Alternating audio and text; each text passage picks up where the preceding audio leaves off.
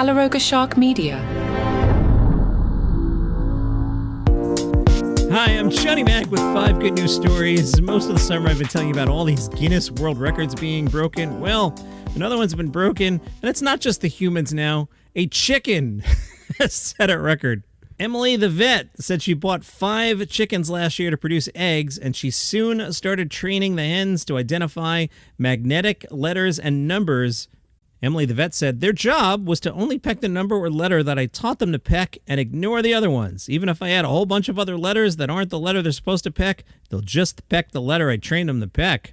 Emily the vet decided to have all of her chickens attempt the Guinness World Record title for most tricks by a chicken in 1 minute. Lacey emerged as the clear winner, identifying 6 letters, numbers, and colors in 1 minute. Guinness had to create a new category, the most identifications by a chicken in 1 minute, which, as you know, is 6. Emily the vet has a YouTube channel. It is called The Thinking Chicken. And she says the chicken is a very underestimated animal. And I think if you could stop to think, the chicken is a smart animal. You could maybe look at other animals and think, maybe they're smarter than I thought. A man in LA was able to hear voices clearly for the first time thanks to a cochlear implant. Arik contracted meningitis when he was just 6 months old. He's now 28. He had to communicate by reading lips and using sign language. He got the implant and says socializing with people was the most challenging for me before getting my implant because sometimes I don't understand what people are saying. I'm now so excited to hear people talking so clearly without asking to repeat and be able to keep the conversations going. I was very happy, crying, and overwhelmed to hear the sounds that I'd never heard so clearly. It felt like a very emotional moment of my life had begun. How did he celebrate?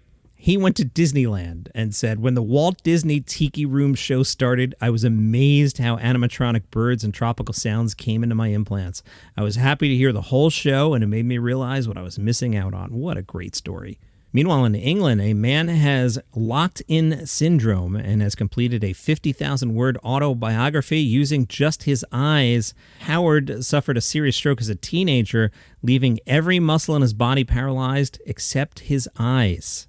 The book was completed using an eye gaze computer, a machine that tracks eye movements. The software allows him to communicate with others using the eye gaze device. Howard said, it was a cathartic experience. I enjoyed writing it, especially the parts I personally enjoyed living myself, but did say it became a source of stress as I truly couldn't enjoy myself until the book was completed.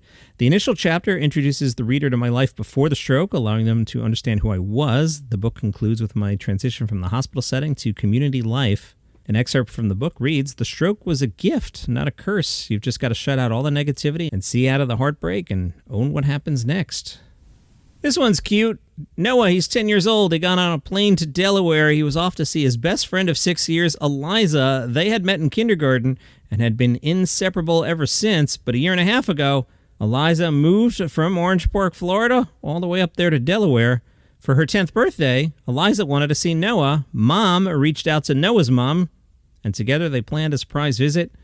Noah's mom said, the friendship is so pure. They are truly best friends, and when they're together, it's as if no time has passed. And on Long Island, the town of Babylon is done with you litter pigs. Operation Clean was launched with an ad showing a serial litterer getting some karma in the form of a garbage truck dumping the garbage truck's load on the litter pig's lawn.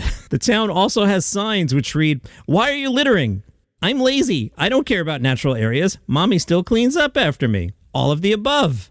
Town Supervisor Richard Schaefer told CBS New York, why do we have to have the moniker of being slobs?